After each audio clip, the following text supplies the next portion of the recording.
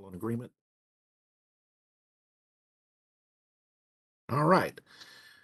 Good morning. I call this meeting of the Texas Weather Modification Advisory Committee to order. It is 10 o'clock a.m. on the 7th day of July 2022. I'll ask everyone to please mute your microphones and only turn them on when you speak, and please remember to turn them on when you speak. And if you wouldn't mind, announce your name and when you begin to speak so that we can be sure we got your names recorded for the minutes. Ask Delia Luna to please call roll. Yes, sir. Aurora Farthing, Present. James Nance, I'm right here. Gary Foster, absent. Alan Zeman is absent. And Frank Riley, presiding officer. All this Present. meeting. We have a quorum. Okay, great. Do we have Mr. Brad Bowman with us from the General Counsel's office to walk us through some open government training? Yes, sir. Good morning, Brad. Good morning, Mr. Chairman and committee members. It's good to see everybody. My name is Brad Bowman, the General Counsel for TDLR, and I will be walking you through the training this morning. It's time for, periodically we do this refresher training for advisory committees, and it's time to do that. So we'll be talking about primarily three statutes: the Open Meetings Act, the Administrative Procedure Act, and the Public Information Act. Those are some of the general open government statutes that really apply to your work as advisory committee members. And the first thing we'll talk about is the Open Meetings Act. Delia, if you can, Delia is going to help me with the slides, so if you could, thank you. The purpose of the act is to ensure open and transparent government, and it does this by making meetings of governmental bodies open to the public and requires that the public be given notice of those meetings. Next slide, please. One of the key concepts in the Open Meetings Act is a quorum. So that's a majority of the members of the governmental body, and you have to have a quorum in order to conduct business or take any official action as a body. If you don't have a quorum, you can still have a discussion, but you can't take any official action. Luckily, we have a quorum today. Next slide. Another key concept in the act is a deliberation. So deliberation is a verbal or written exchange among a quorum of members or between a quorum and some other person that regards the public business of that body. Next slide, please. And when you put those concepts together, you have a meeting. A meeting is when you have a quorum that engages in a deliberation regarding the public business over which that body has some authority or control. Next slide, please. And that's when the requirements of the act kick in. And one of the key requirements is that the public be given written notice of the meeting, the date, time, place, and subject matter of each meeting. We do this. Mary Winston and her team prepares an agenda and handles all of the details of this, filing that agenda with the Secretary of State. So one of the cardinal rules of the Open Meetings Act is when you're in a meeting, you have to stick to the agenda. You can't engage in a discussion about a subject that is not listed on the agenda. And the staff is here to kind of help with that and advise on that if the discussion might wander away from the published agenda. Next slide, please. So there could be situations where you have a quorum together, but it's not really subject to the requirements of the Open Meetings Act. It's not considered a meeting. So the question is, can you ever meet as a quorum in an informal setting without violating the Open Meetings Act? Yes, there are such things as purely social functions or conventions or conferences where you might have a quorum of a governmental body all together at once. That's not really considered a meeting, as long as any discussions that happen are incidental to that informal event. So you don't have a quorum of members sort of getting together, huddling in the corner to decide some kind of public business. That might violate the act. But if you just happen to be together, at a conference or convention, that's not generally going to be a problem under the Open Meetings Act. Next slide, please.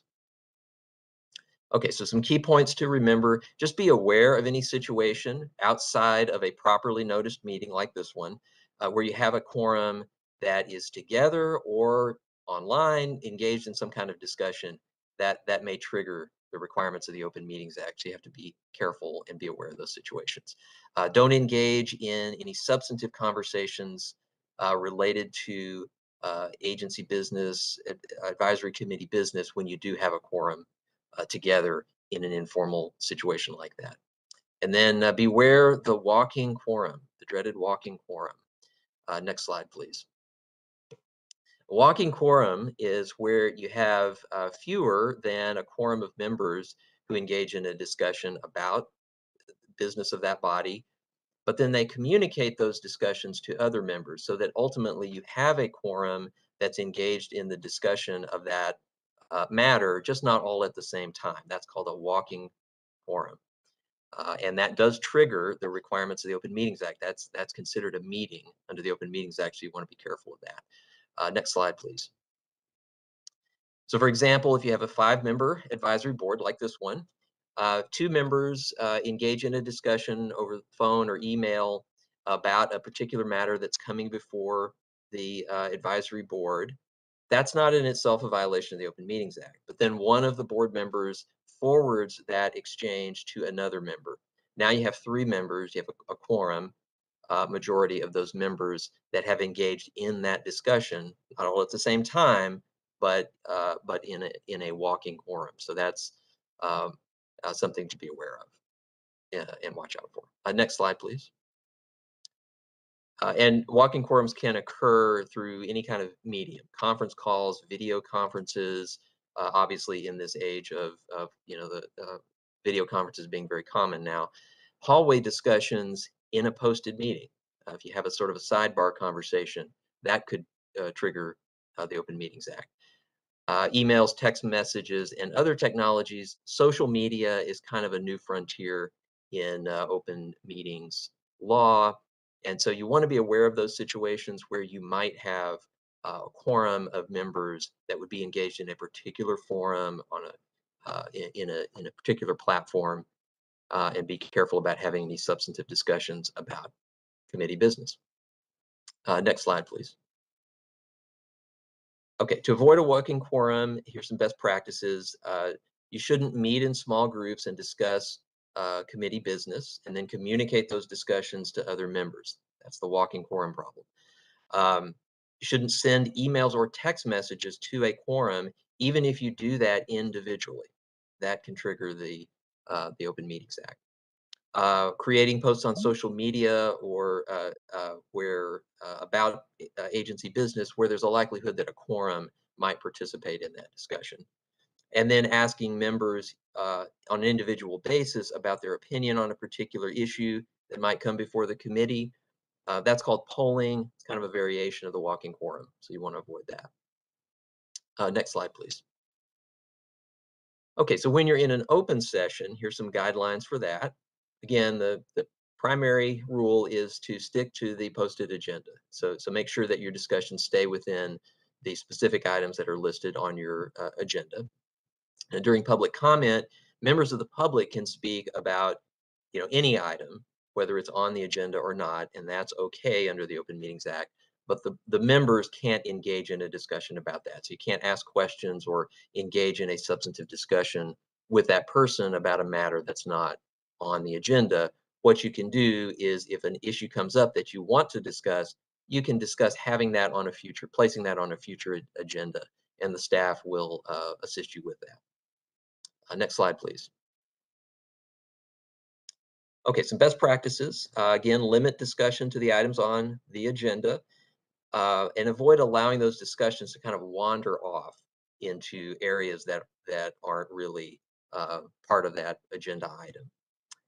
Not responding to items that come up during public comment that are not specifically on your agenda. And then if you do have items that you want to see on the agenda, identify those and let the staff know so that we can put those on your agenda so that you can discuss them. Next slide, please. There are penalties for violating the Open Meetings Act. Luckily, we have not run across this here at TDLR. We try very hard to make sure we do things right and don't and avoid these kinds of situations. There can be civil remedies. An action taken in violation of the Open Meetings Act is voidable, meaning someone can bring a civil suit to try to undo that action. Next slide, please. And then there are criminal penalties, misdemeanor criminal penalties for knowingly violating the Open Meetings Act. Next slide, please. Okay, finally, best practices: avoid communications that involve a quorum that's about official business outside of a properly noticed meeting like this one. And when you're in your open meetings, confine your discussions to those items that are on the agenda. Next slide, please. Here's some resources for you if you want to deep dive into these issues. There are really good materials from the Attorney General's office. They have training video, very thorough handbook about all these issues. And then important resource, our phone number. So I and my staff are available to assist you if you run into any issues or problems along these lines. Give us a call. Any questions about open meetings requirements? Okay, we will move on to the Administrative Procedure Act. The next slide, please. And the Administrative Procedure Act, or APA, establishes minimum standards of practice and procedure for state agencies. And what we're concerned about here particularly is rulemaking. That's really where the advisory committee will come in regarding this statute. Next slide, please. So key definition or concept here in the APA is a rule. What is a rule? What kinds of statements that agencies make have to go through this rulemaking process? It's a statement of general applicability that implements, interprets, or prescribes law, rule, or policy, or the procedure or practice of the agency. So that's pretty broad. Next slide, please. It does exclude purely internal matters like internal management of the agency. So a personnel policies and things like that are not considered a rule that has to go through this process that we'll talk about. Next slide, please. Here are some sources of ideas for rulemaking. These are where rule changes or rules might come from. One of the key sources are legislative changes. So if the legislature changes the statute, then TDLR will have to very often initiate rulemaking in order to implement those statutory changes. The advisory board, your discussions, may yield some ideas that result in rule changes. TDLR staff may have ideas for that. The four-year rule review, where we get comments from the public or the industry, may be a source of ideas for rule changes. And then finally, a rule petition, which is a procedure we'll talk about a little bit in the APA. Next slide, please. The rule petition, it's the ability for a person to file a request with the agency to initiate a rulemaking. And we have to respond to that as an agency, either by denying the petition or initiating the rule that that person wants. And an interested person can file this, and that's basically a Texas resident or an organization that's located in Texas. Next slide, please. Here is a 30,000-foot view of the rulemaking process. So this chart kind of tracks the progress of a rule through the whole process, from the initial idea and drafting of a rule or a rule change all the way through the rule becoming adopted and effective. And so there's two boxes here that are in blue. Those are the key points at which the advisory committee will typically touch that rule. So you'll have a first advisory board meeting, typically, where we present a draft rule to you for your consideration and your recommendation.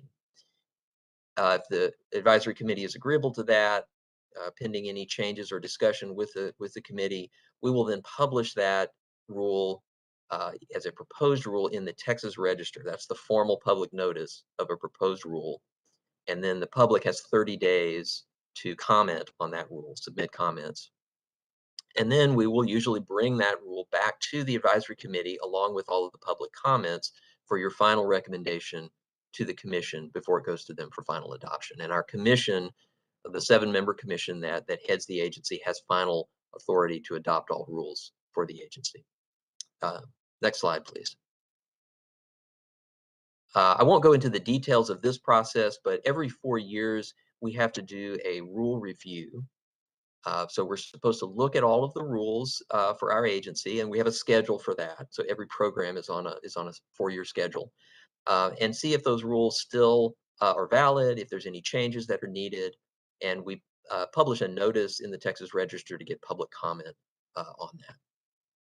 And we will involve the advisory committee if there are any changes needed that result from that process. Next slide, please. Here are some resources for you. Again, the Attorney General's office is a very good source of information about this topic. They have a handbook, and again, our phone number if you have questions about any of these matters. Any questions about the APA rulemaking process? We haven't gone through this in a little while for this program, but it's something you've seen before and we'll probably see again. Okay, lastly, Public Information Act. Here's kind of some basics that you as advisory committee members might need to know. The Public Information Act, or Open Records, as it's also known, the purpose of that is to allow information about the affairs of government and official acts of public officials and employees to be open to the public. And the act, generally speaking, makes all documents, records, other information that relates to the official business of the agency open to the public. There are a number of exceptions. We're not going to cover all of those, but just know the general rule is one of openness. Any records of the agency are supposed to be open to the public with exceptions. Public information includes any electronic communication that's created, transmitted, received, or maintained on any device in connection with official agency business. Let's talk about that for a second. The way this might concern you as advisory committee members, any device would include a personal device like your personal cell phone or laptop, could include also a personal email account. If you're sending information or communications that relate to official business of the committee, of the agency, that would be considered public information. And if we got an open records request for that information, we may come to you and ask you to turn that information over, and you'd be required by the act to turn that information over to the agency so that we can either provide it to the requester, or if an exception applies, we would ask write to the Attorney General's office and ask to withhold that information if it's accepted from disclosure under the act. So there's a process that we would go through to do that. But just know that even if information is on your personal device or account, it could be considered public information if it relates to official business of the agency. Just be aware of that. Next slide, please. Also, something to be aware of, in your role as committee members, you might receive some contact from the public. Someone is asking for information or for records. If you receive anything that looks like an open records request, somebody's asking for information, please forward that as soon as you can to the General Counsel's office. We are under some tight deadlines to respond to open records requests. So the sooner we get that, the sooner we can handle that.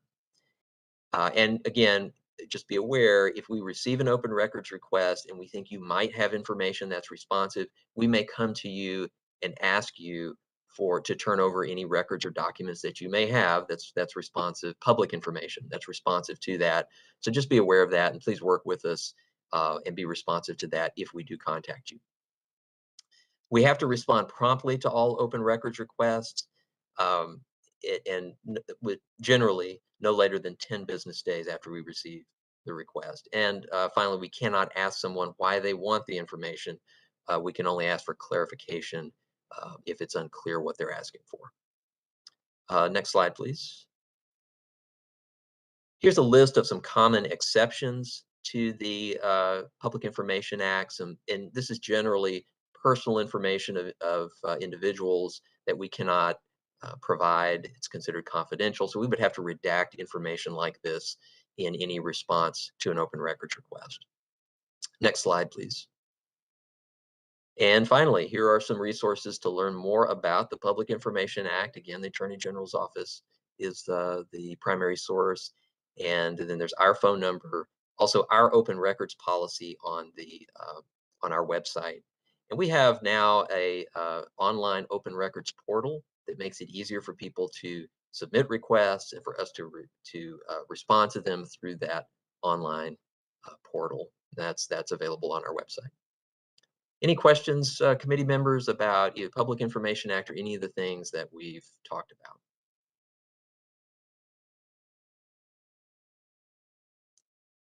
Thank you for your time and attention. Appreciate it. Thank you very, very much, Brad. It was great to get a refresher. And if anyone ever has any questions, he's always available. So feel free to reach out to him. Okay, so now we've got question item number D, approval of minutes from, believe it or not, our last meeting was August 13th of 2020. So it's been 2 years since we've seen each other practically. But have you all have had received the minutes? Delia sent them out to you. Anybody have any comments or questions or clarifications? If not, I would entertain a motion to accept the minutes. I make such a motion. Mr. Nance makes a motion to accept the minutes. Do we have a second? I second. All right, Ms. Farthing makes a second. Any further discussion? All those in favor? How do we do that? You do the votes, don't you, Delia? I'm sorry. Yeah. I'll turn it over to you. All right, thank you. Aurora Farthing, Aye. James Nance, Aye. and Frank Riley, presiding officer. Aye. Motion passes. Thank you. All right. Item number E, I'm sorry, is public comment. And in the meeting notice, the people who wish to address the committee were to submit an email with instructions that were on the agenda or on the TDLR website, and send emails to the board comments at TDLR.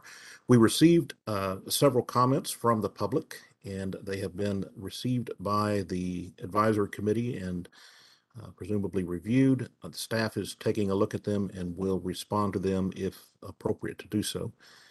So we will not read the public comments publicly at this point in time because they're not part of our agenda. So that brings us now to item F, which is a field meteorologist report on ongoing weather modification activities in Texas in 2022. I think what I might do is just call on you all one by one. And we'll start with Jonathan Jennings. Thank you, Mr. Chairman, members of the committee. Jonathan Jennings with the West Texas Weather Modification Association. I am based out of San Angelo, Texas, but I also do the operations for the Trans-Pecos program, the Rolling Plains program, and even this year we've treaded into New Mexico. So I'm going to give you an overview of what's taken place over the last 2 years in Texas, especially the West Texas and Trans-Pecos areas. So far in 2022, we're at 20 total flights spanning over 12 operational days. As we all know, it's been quite dry. In fact, we were somewhat nervous that we might go through the month of June without a single operational flight in West Texas, and that's never occurred. But we got a little lucky, had some better patterns come in place for the end of the month, and got quite busy as we ended June. Looking back into 2021, we had a total of 52 flights, which expanded a total of 93 flight hours, 33 operational days. Overall, it was a decent year, probably right on par with average. Dr. Ruiz from Texas Tech University conducted an evaluation of our efforts and showed that we had a 2.12 increase of precipitation, which is right on average for what we see across West Texas. That translates to about 1.1 million acre feet of additional water supply for areas across West Central Texas. Looking at the Trans-Pecos program, we started operations in the Trans-Pecos area this June. And so far, we have 17 total flights, 11 operational days, 28 total flight hours. So although it's been dry, we've actually been flying quite a bit, especially over the last week where we have ridge running short waves on the western periphery of the high pressure that's dominating most of the rest of Texas. Now it's going to dry up there, it looks like a little bit for the weekend and then into next week. But overall, it's a decent year for Trans-Pecos. Last year, however, was a very good year. Probably the best year we've had in Trans-Pecos since we started doing the operations at West Texas since 2013. We had a total of 34 total flights, 30 operational days, 65 total flight hours. Just got really busy. We just had storms day after day, especially just west southwest of Fort Stockton, where we have a small terrain feature that likes to help with the orographic lifting. So Trans-Pecos is moving along nicely. We have been able to expand the target area to include all of Pecos County. The Middle Pecos Groundwater Conservation District has been getting more involved, which allows us to continue seeding into parts of eastern Pecos County, which borders the West Texas Weather Mod target area right there in Crockett County along the Pecos River. So it's a win-win for everybody involved there. Last year, we did operate in the Rolling Plains area. For those who may not be familiar, that's pretty much I-20 from Sweetwater to Colorado City, upwards to Stanford, and even into Monday and Seymour counties. So last year, it was a drier year for up there, but 25 total flights, 16 operational days, 34 total flight hours. Early in that year, our start to the season got somewhat delayed due to very heavy rains, but we were able to get going and get quite busy during parts towards the end of last season.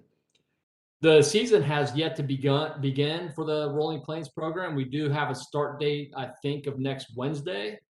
So hopefully we could get things started there on Wednesday and get to work. It's been pretty dry, as we all know in Texas. You get 4-inch rain and then 3 weeks of dry weather. So we're hoping to get better pattern here pretty soon.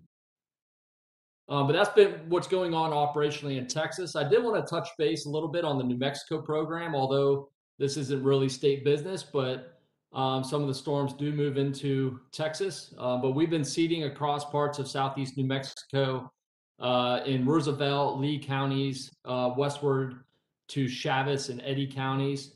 New Mexico is getting very involved in the weather modification research and science, and we do think that they're going to build an operational program for the next 3 to 5 years. So 17 total flights out there, 24 total flight hours. It was only a 2-month program, but we did see some success out there.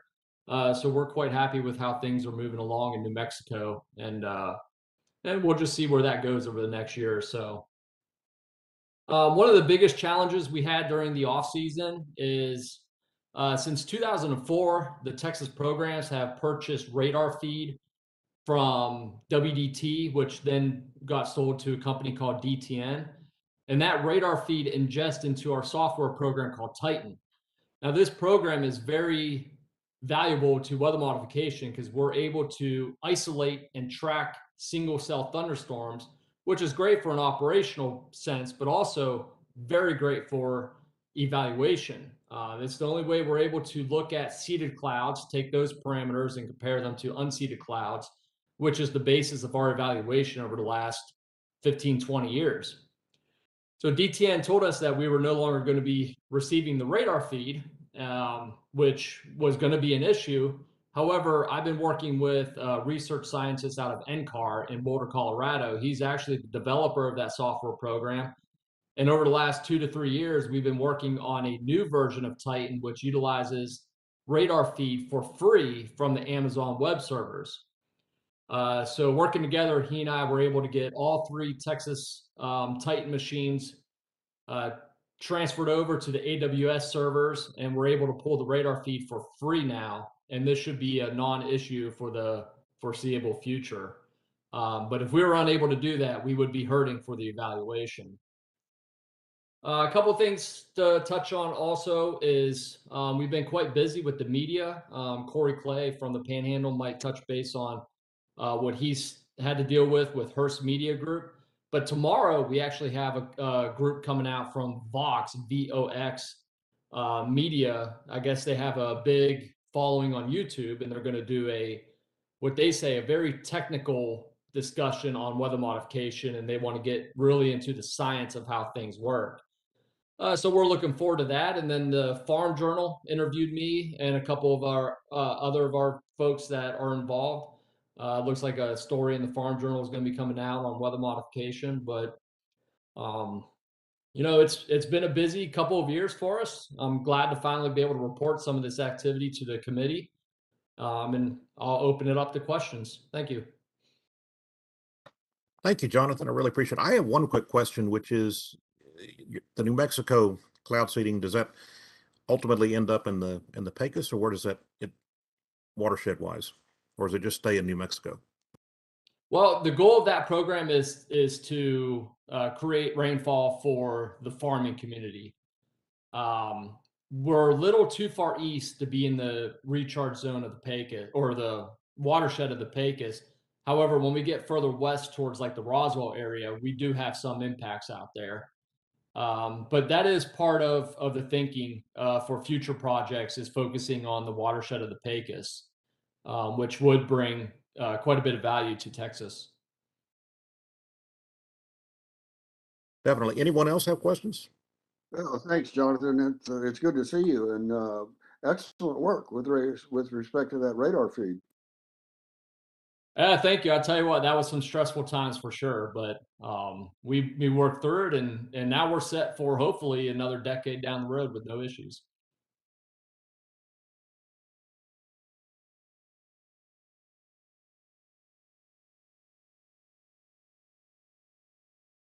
All right. If there's nobody else, then I'll recognize Bria Hyatt.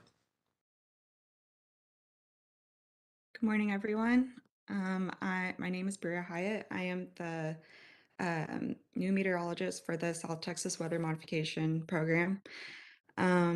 So this year it's been pretty slow, as Jonathan had mentioned before. We've had 22 total flights, 17 operational days, and about a total of 48 hours, flight hours. And then last year we had a total of 31 total flights. 29 of those were operational days and 60 total flight hours. The evaluation that was conducted showed that 55 clouds were seeded, and as a result, about 0.82 inches of increase in rainfall was produced. So that's about 4%, and about 0.45 million acre feet of increase, if you want to put it in that perspective. Other things going on, just had board meetings with the Edwards Aquifer Authority coming up in August. And then I've had other board meetings with the Evergreen Water District. We have media coming out next week to do a package on our operations and everything. They're kind of doing a perspective with the farmers. They interviewed a judge down in McMullen County, and they just kind of want to dive into what we're doing and our benefits to Texas. And then Jonathan Jennings, the project meteorologist in West Texas, suggested the program starting a new modeling study with the help of the EAA staff and a hydrologist to help quantify how much Bandera County is contributing to the EAA recharge zone. So that's a project that we hope to work on in the future.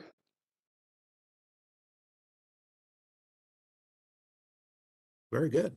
Thank you, Bria. Anyone have any questions for Bria regarding the South That's Texas? true. Bria, is that the media? Is that local media or what? Yes, that's local media.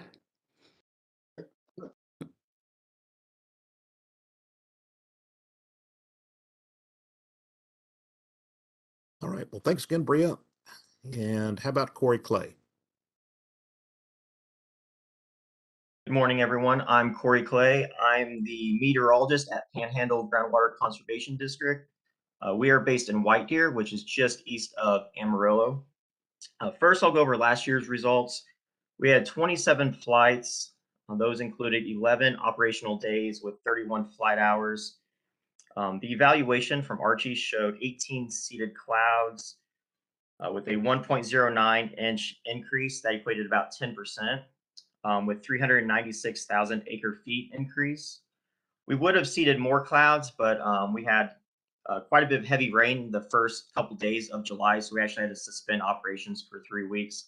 And then complicating the matters, we had a lot of severe thunderstorm warnings, and we can't legally seed severe thunderstorm warnings, and we had a lot of severe weather last year, so that limited our operations. So far this year, we've had 14 flights with 23 flight hours, 7 operational days. It's been pretty, it started off very slow. We only had 2 operational days in June, but so far this month, we've launched every day except for the 4th, and we've had 2 operational days and I believe 7 flights so far this month. So it's been pretty busy so far. As Jonathan mentioned, Hearst Media came out a couple of weeks ago, and they were here to talk about our weather modification project and climate change in general. And George Bomar actually came up, and he was the one that participated a lot with those interviews, so he might be able to touch base on that a little bit. But overall, that was a pretty good experience.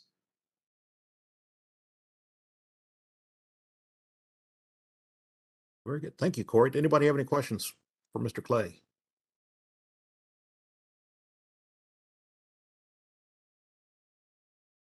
Okay, well, hearing none, thank you all very much for your efforts out there and keeping us posted on what's going on and your great PR efforts, increasing the knowledge to the public on the successes and benefits of the weather modification are really important. So thank you all for that. That brings us now to item G, consideration possible recommendation on a request from the Texas Water Modification Association to continue an exemption for weather modification research efforts involving spray seeding with charged water droplets.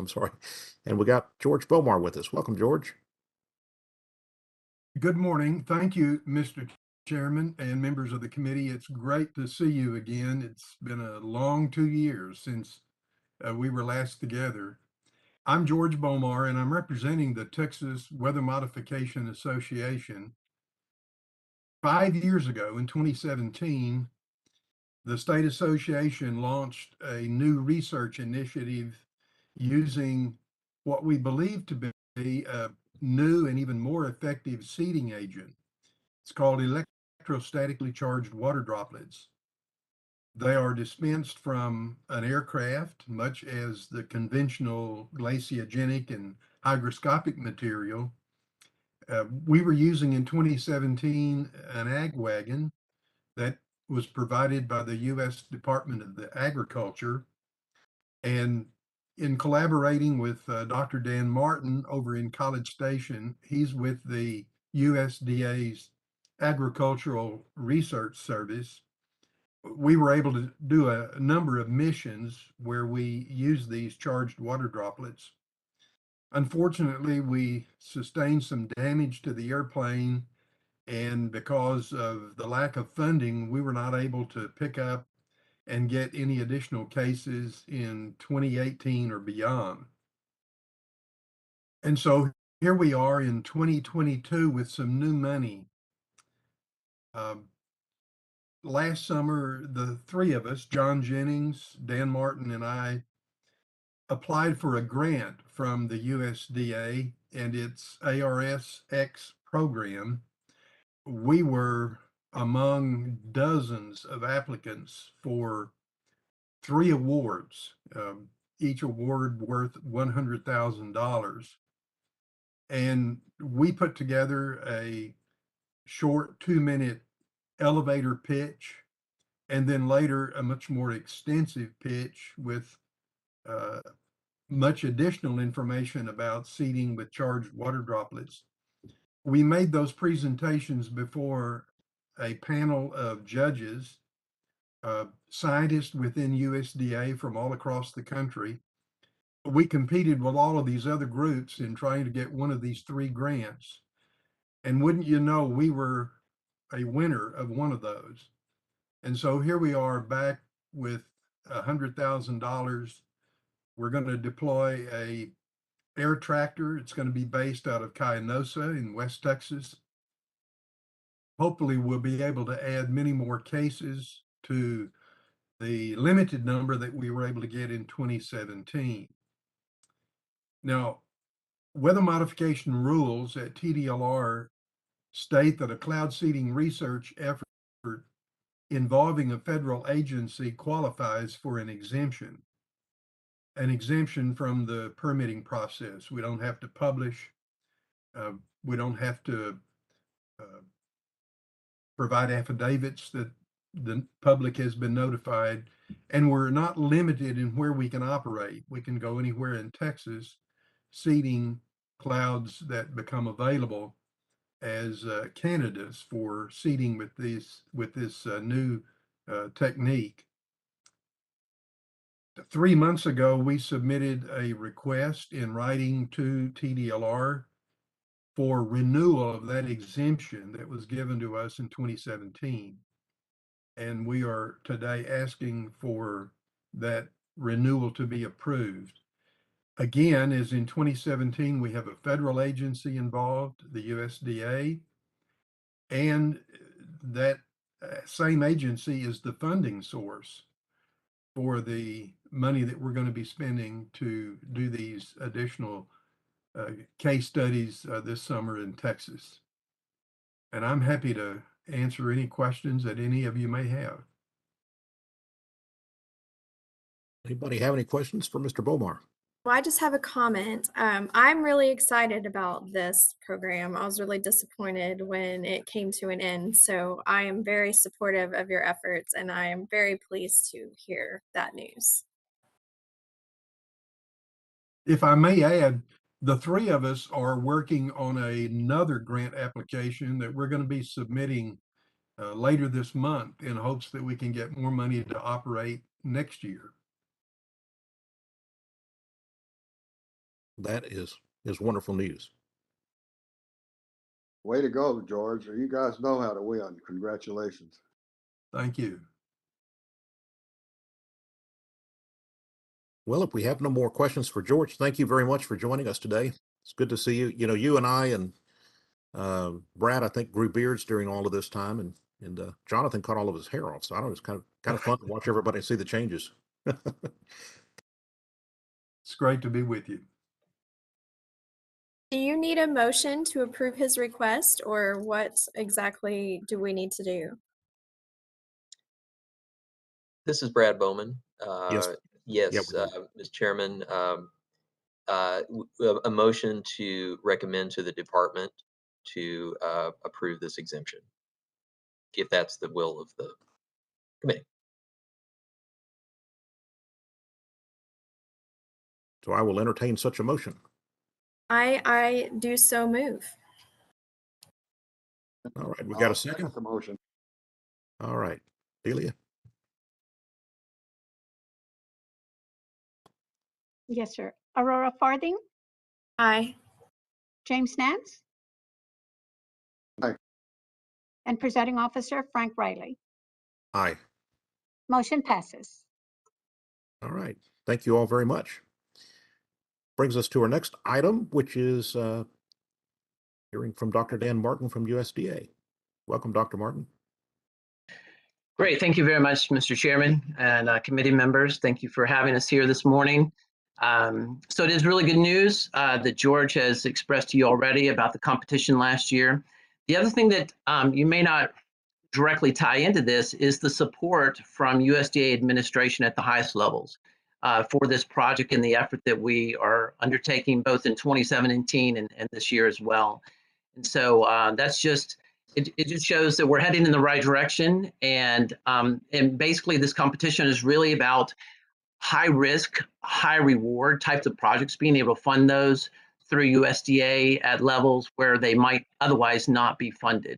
And so there's a recognition that if the results from 2017 are confirmed with these additional cases that we want to do this year, that there's a great potential benefit from this technology.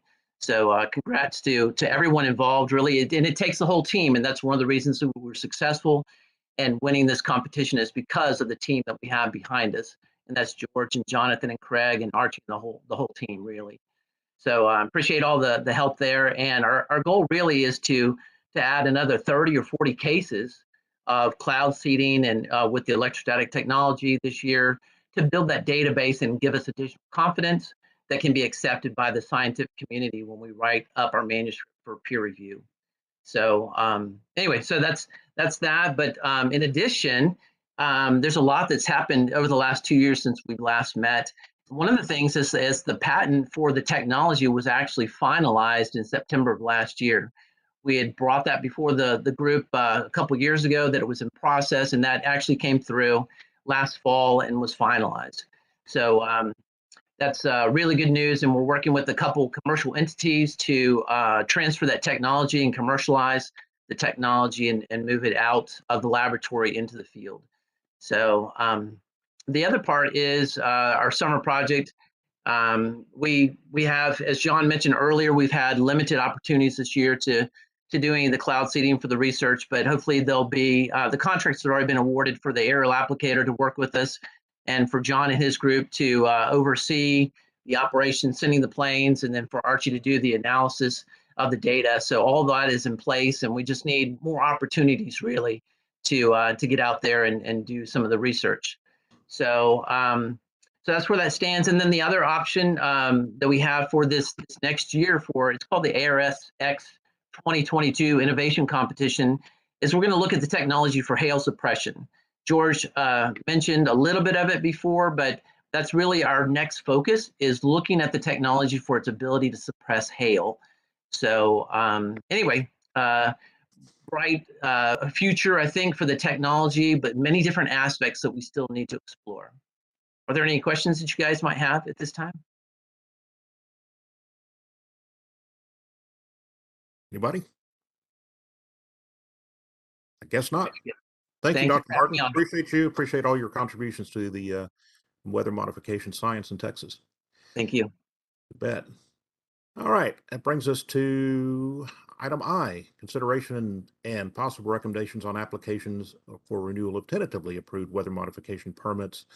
One for the Seeding Operations and Atmospheric Research Program, the SOAR program, South Texas Weather Modification Association, Trans-Pecos Weather Modification Association, and the West Texas Modification Association. I will call on Adam Foster and welcome you to our first advisory committee meeting, Mr. Foster, and thank you for joining us.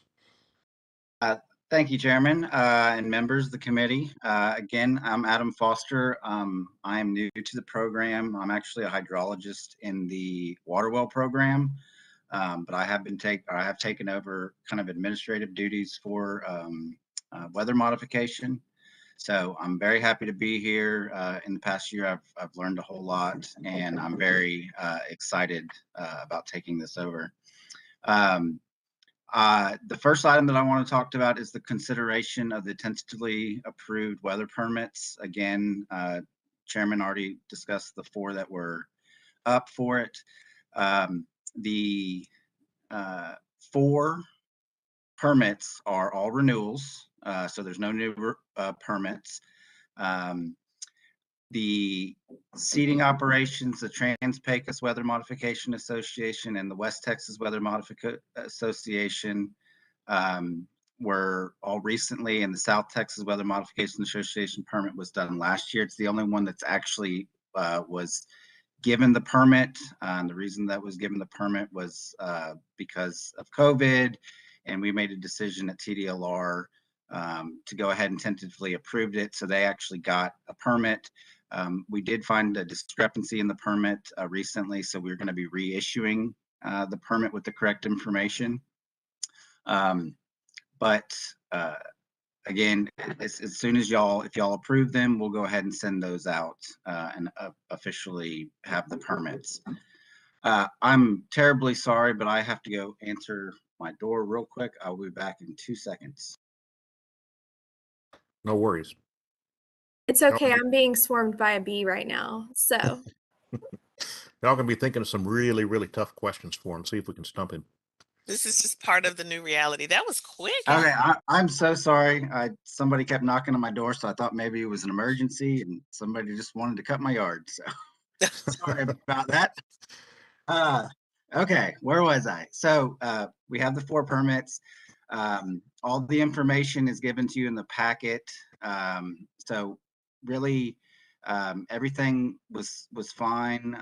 The only permit application that received any sort of feedback from the public was the Trans-Pecos Weather Modification Association permit.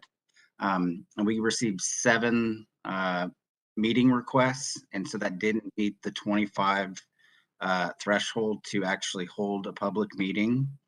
Other than that, there was no other issues or hiccups with any of the other the permit applications. So if you have any questions about the permits, I'd be happy to answer them at this time.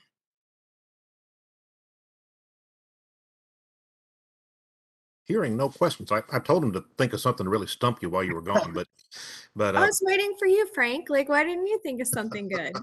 I'm not that fast on my feet this morning. Well, anyway, I will take a motion then, or entertain a motion to approve these permits as a group. Renewal of these permits as a group.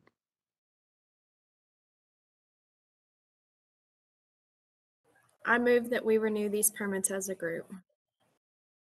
All right. Ms. Farthing moves. Do we have a second? I think Mr. Nance is saying he's got a second, but you're muted. Pat, if you can unmute yourself.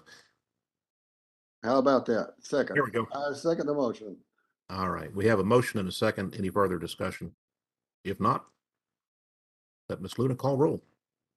Aurora Farthing, Aye. James Nance, Aye. and presiding officer Frank Riley. Aye. Motion passes. All right. Very good. That now moves us on to item J, which is consideration of possible recommendation for applications for renewal of weather modification licenses for 2023 fiscal year for Belding Farms, Panhandle Groundwater Conservation District, the SOAR program, South Texas Weather Modification Association, Trans-Pecos Weather Modification Association, and the West Texas Weather Modification Association. Mr. Foster. All right. Yes, so the 6 license applications, these are all renewals, nothing new. Gone over all the paperwork that was submitted from the different associations, and everything appears to be in order, and I've included it in the packet. And I think that's about it. If y'all have got any or questions about the applications, I'd be happy to answer those. The only question I have is these are through 2023 or into Yes. 2024? So these would be for fiscal year 2023. So these would start September 1st of this year and go through August 31st of 2023. Right, then I will entertain a motion to approve renewal of these licenses for fiscal year 2023. I'll make that motion. Mr. And Nance I'll second. and Ms. Farthing seconds. All right. Hearing no further discussion, Ms. Luna, you're on. Aurora Farthing, Aye. James Nance, Aye. and presiding officer Frank Riley. Aye. Motion passes. Thank you. Yeah, thank you. Thank you again, Adam, and welcome to the weather modification world. So that brings us to staff reports, and we have Ms. Mary Winston with us and going to give us an update on a few things with the agency. Yes, good morning, everyone. And I want to say, first of all, that I was so happy to see George Bomar. George, we miss you around here, and just to see you, and he just has the best calming voice, and he is all things weather. And so I was very glad that he's still in this whole game because we need him, and just so happy to see him.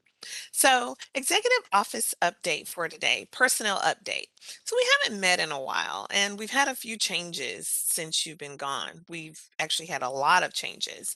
Our former executive director, Mr. Brian Francis, retired at the end of January of this year. On February 1st, Mike Arizmendez was selected to follow into his footsteps and become the new executive director. Mike is not a stranger to TDLR. He sat on both sides of the table, formerly serving as our chair of the commission, and at a later date, coming on staff on the other side of the table as a deputy executive director. He was then promoted to his current position and has been in that position again since February 1. Rounding out the executive office, we have Ms. Christina Kaiser. She is the Senior Deputy Executive Director. Christina was my first boss here, in that she was the Director of the Enforcement Division and has been with TDLR over 20 years. We also have Mr. David Gonzalez, another veteran of TDLR, and he is the Deputy Executive Director. Rounding out that executive office, we have Mr. Hemant Mankin. He is our new chief of staff. We secured Hemant when the legislature gifted us the podiatry program. He was formerly the executive director of that agency, and he is now our chief of staff. So that rounds that out. Sunset and strategic planning update. So while you were away living your lives, TDLR experienced our sunset review. It was in depth. You probably were asked some questions. It was a bottom up, top down review. And we found out a lot of things that we did right and we were doing well, and some things that we could do better.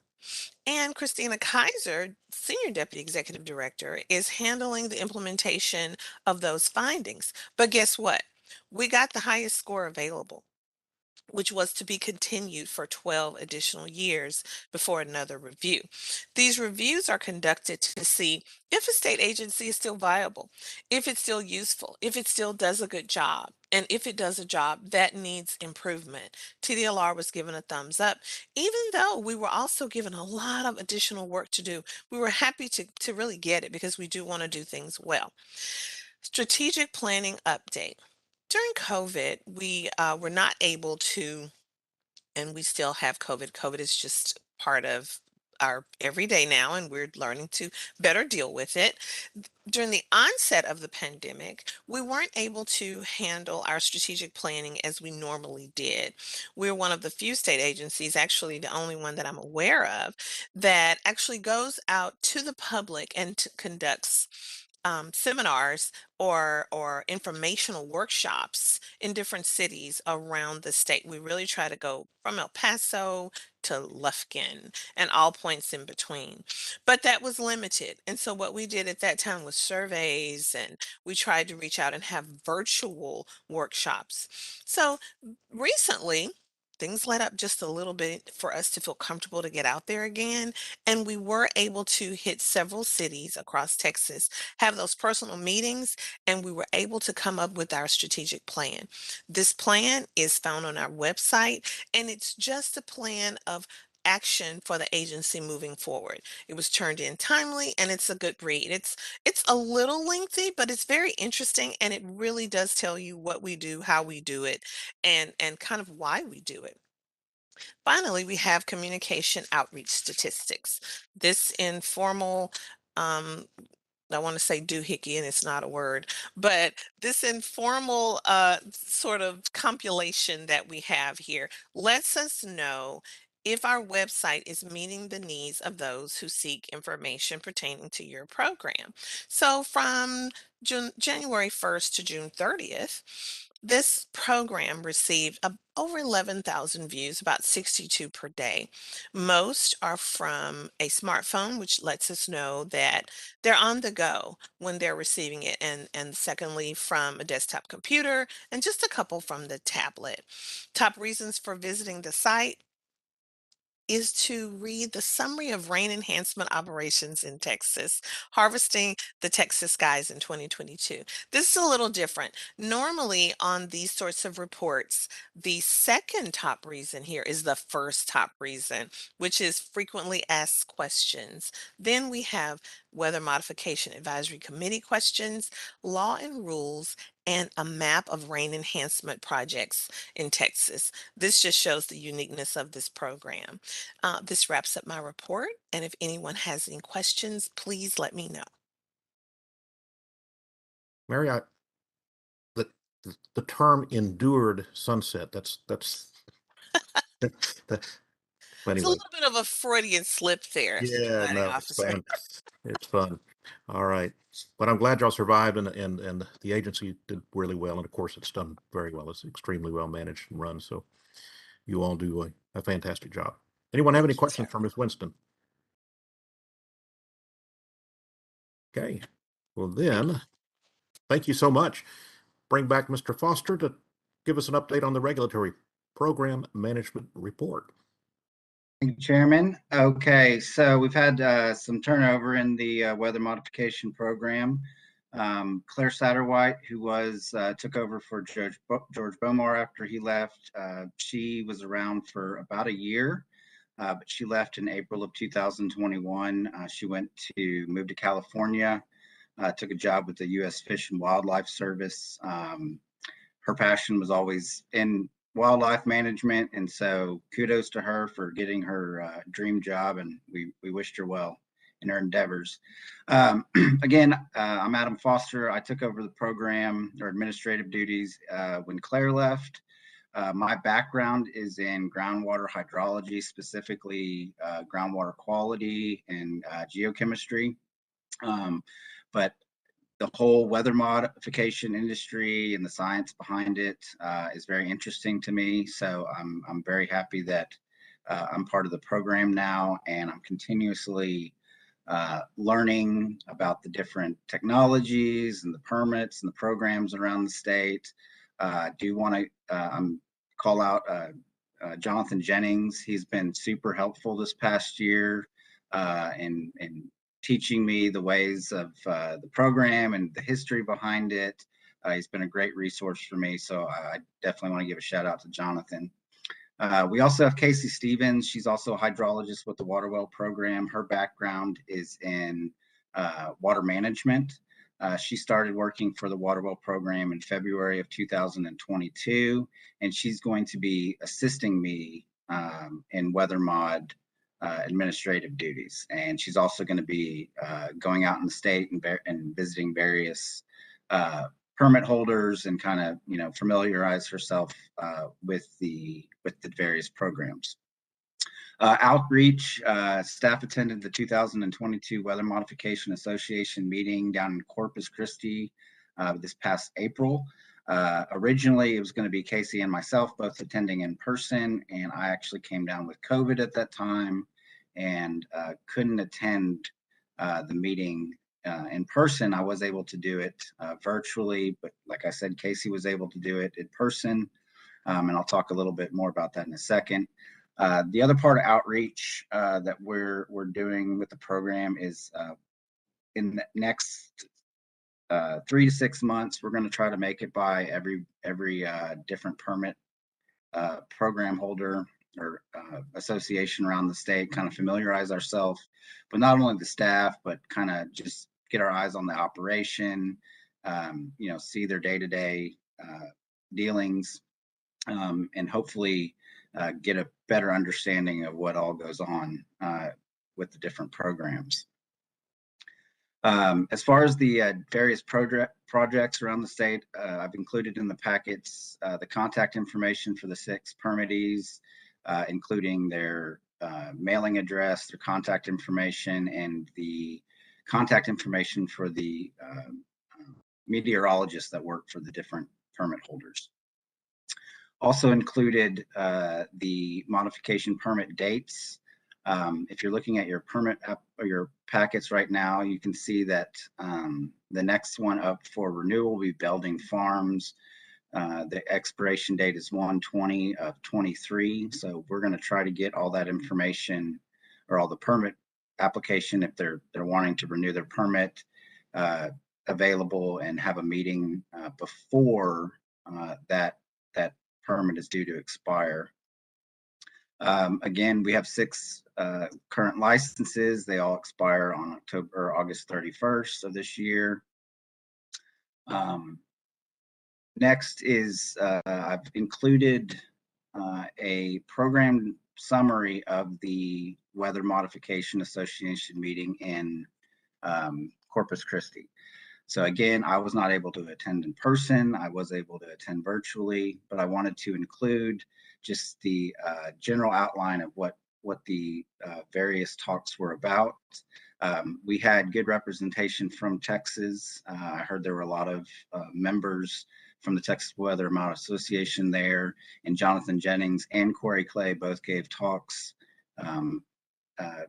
for the program. I've included a link to the abstracts if you guys are more or want more information on the talks. At the very top, you can have a link to the abstracts. So overall, again, very informative. Glad we were able to attend. I, for me, learned a lot about various programs, not just in the United States, but worldwide, different methodologies. So it was great that we were able to attend that. And then the last thing that I've included is some publications on weather modification. I've included 3. One's a general overview of cloud seeding. This was in the publication All Boroughs. The next one is a report that CNN did on weather modification around the United States. And then lastly, there was one that I found from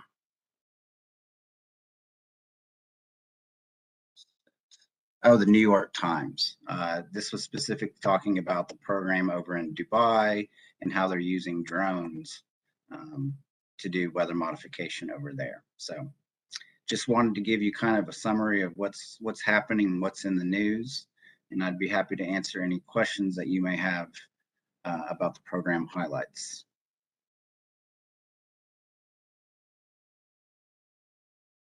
Thank you very much, sir. Anybody have any questions?